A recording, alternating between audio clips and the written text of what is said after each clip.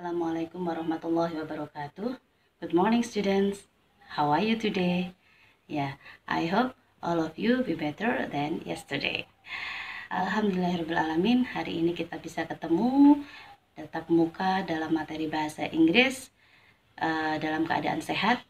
Semoga materi yang nanti akan saya sampaikan bisa bermanfaat buat kalian semua. Oke, untuk kali ini kita akan mempelajari lesson keempat. Lesson keempat materi kita adalah tentang simple present tense. Oke, ada yang tahu apa itu maksudnya dari simple present tense? Ya, present itu menunjukkan sekarang. Nah, dilihat di sini, simple present tense itu bisa juga digunakan untuk menunjukkan yang pertama, perbuatan yang merupakan kebiasaan. Jadi sesuatu yang sering kita lakukan itu sudah menjadi kebiasaan, maka kita bisa menggunakan tense simple present. Sebagai contoh di situ ada Mr. Burhan always walks to his office. Pak Farhan selalu berjalan ke kantornya. Jadi di situ suatu kebiasaan bahwa Pak Farhan selalu pergi ke kantor dengan jalan kaki. Contoh yang kedua, Burhan teaches us aerobic twice a week. Kemudian untuk yang kedua, ini ada hal yang bersifat umum. Contohnya di situ, prevention is better than cure. Jadi pencegahan itu jauh lebih baik daripada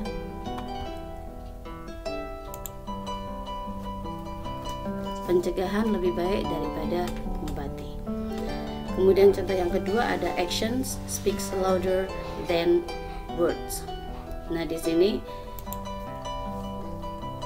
contoh dari hal-hal yang bersifat umum. Kemudian yang ketiga bisa dilihat ada hal yang selamanya demikian. Contohnya, Allah is the most gracious and merciful. Jadi Allah itu memang maha pengasih dan maha penyayang. Contoh yang kedua, Pekalongan lies in Central Java. Oke, next berikutnya. Nah, biasanya untuk simple present tense itu bisa menggunakan adverb of frequency atau keterangan keseringan atau kebiasaan. Biasa yang kita pakai di situ ada kata every yang artinya setiap, ada always yang artinya selalu, ada usually yang artinya biasanya, sometimes kadang-kadang, rarely atau seldom itu jarang, dan never tidak pernah. Jadi adverb of frequency itu sering kali muncul di simple present tense. Kemudian di sini ada aturannya. Apabila Anda mau membuat kalimat nominal, maka Anda menggunakan subjek. Presentnya di sini nanti berbentuk to be. Untuk subjek they, you, we, ini nanti to be-nya adalah are. Sedangkan untuk I itu to be-nya am. Untuk subjek he, she, it, di situ to be-nya is. Sedangkan untuk kalimat verbal itu subjek diikuti verb. Verb di sini harus menggunakan verb 1. Untuk subjek they, you, we, I itu menggunakan verb 1, verb 1. Dan he, she, it verb 1, tetapi ada tambahan s atau es. Jadi kalau they, we, you tanpa tambahan apapun, sedangkan untuk he, she, it ada tambahan s atau es. Oke, di sini ada contohnya untuk kalimat yang nominal. Contoh yang pertama, Al-Quran is the first source in every teaching. Al-Quran adalah sumber utama dalam setiap pengajaran. Nah, di sini ada kata Al-Quran, ini subjeknya, kemudian to be-nya is. Ini kalimat nominal yang berbentuk simple present tense. Contoh yang kedua, the students are usually in the campus. murid-murid atau mahasiswa biasanya berada di kampus. Di sini ada kata usually, biasanya itu sudah langsung menunjukkan simple present. Kemudian to be dari subject the students adalah are. Kemudian yang ketiga, I am a smart entrepreneur. Di sini ada I, maka to be-nya am. Bisa dipahami ya? Oke, kita lanjutkan ke yang contoh verbal. Di sini untuk kalimat yang pertama ada he usually borrows the dictionary in the library. Dia biasanya meminjam kamus di perpustakaan. Nah, di sini sudah pasti kita lihat ada kata usually. Ini ada adverb of frequency yang menunjukkan simple present. Dilihat ada subjek he. Karena subjeknya he, berarti harus ketemu dengan verb one yang ditambahkan s atau es. Mana verb one-nya? Ada kata borrow. Nah, karena tadi subjeknya he, maka borrow-nya harus kita tambahkan s. Bisa dipahami ya sampai di sini? Lanjut untuk yang contoh kedua. Online shop always supplies some new products. Toko online selalu menyediakan banyak produk baru. Nah, di sini ada kata always. Berarti sudah pasti, ini pasti simple present. Sekarang kamu lihat dulu, mana subjeknya? Ada online shop. Online shop di sini bisa digantikan dengan it. Maka nanti verbnya harus menggunakan verb 1 diikuti s atau es. Mana verb satunya yang ada s atau es-nya? Supplies. Kemudian untuk yang ketiga, they go to the station every morning. Mereka pergi ke stasiun setiap pagi. Nah, di sini ada kata every ya untuk adverb of frequency-nya, maka menggunakan simple present tense. Di sini subjeknya they diikuti verb one. Ada tambahannya apa tidak? Iya, betul, tidak ada tambahannya. Jadi verb one-nya tetap go, tidak perlu ditambahi s atau es karena subjeknya they. Untuk gampangnya bisa dilihat nanti ya di sini. Oke, kita kembali lagi dulu. Ada they, you, we, I. Biasanya kalau saya membuat singkatan itu saya balik dulu I-nya yang ada di sesudah we ya. Jadi nanti they, we, I, you. Jadi nanti you-nya tak taruh di belakang. Jadi kalau cepat dibacanya jadi they, we, I, you. Jadi kalau subjeknya they, we, I, you, itu kata kerjanya tidak boleh ada tambahan s. Tapi kalau he, she, it harus ditambahi s. Oke, mudah-mudahan bisa dipahami. Kemudian lanjut. Di sini tadi ada bentuk positif, sekarang bentuk negatifnya. Contoh dari yang pertama, kalimat nominal. Al-Quran is not the first source in every teaching. Ya, ada bentuk negatifnya. Mana negatifnya? Ya betul, ada kata not di situ.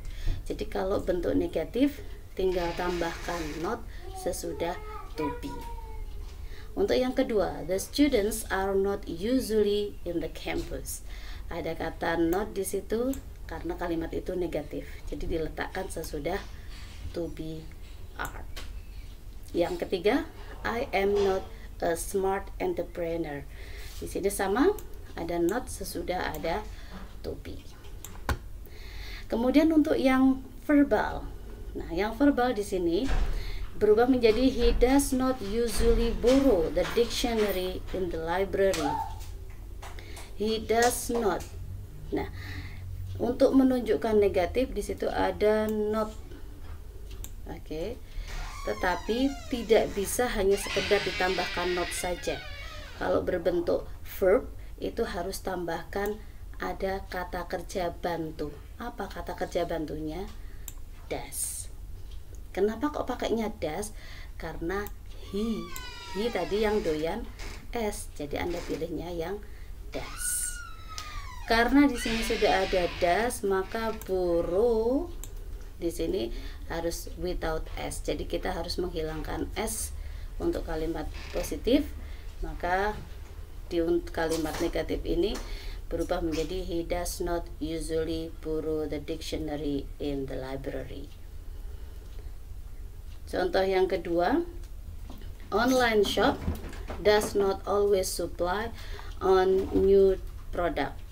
Nah, di sini juga sama, online shop itu kata gantinya it, maka harus menggunakan kata kerja bantu does. Karena negatif harus kita tambahkan not, kemudian bentuk kata kerjanya harus dalam bentuk kata kerja pertama tanpa tambahan apa-apa lagi. Jadi es-nya nanti hilang ya, karena sudah ada das. Terus yang ketiga, they do not go to the station every morning. Mereka tidak pergi ke stasiun setiap pagi. Nah, di sini ada kata not juga, itu yang menunjukkan negatif. Nah, ada subjek they, berarti tidak boleh menggunakan das, tapi menggunakannya kata kerja bantu berupa do. Bisa dipahami ya? Oke, lanjut sekarang untuk interrogative sentence.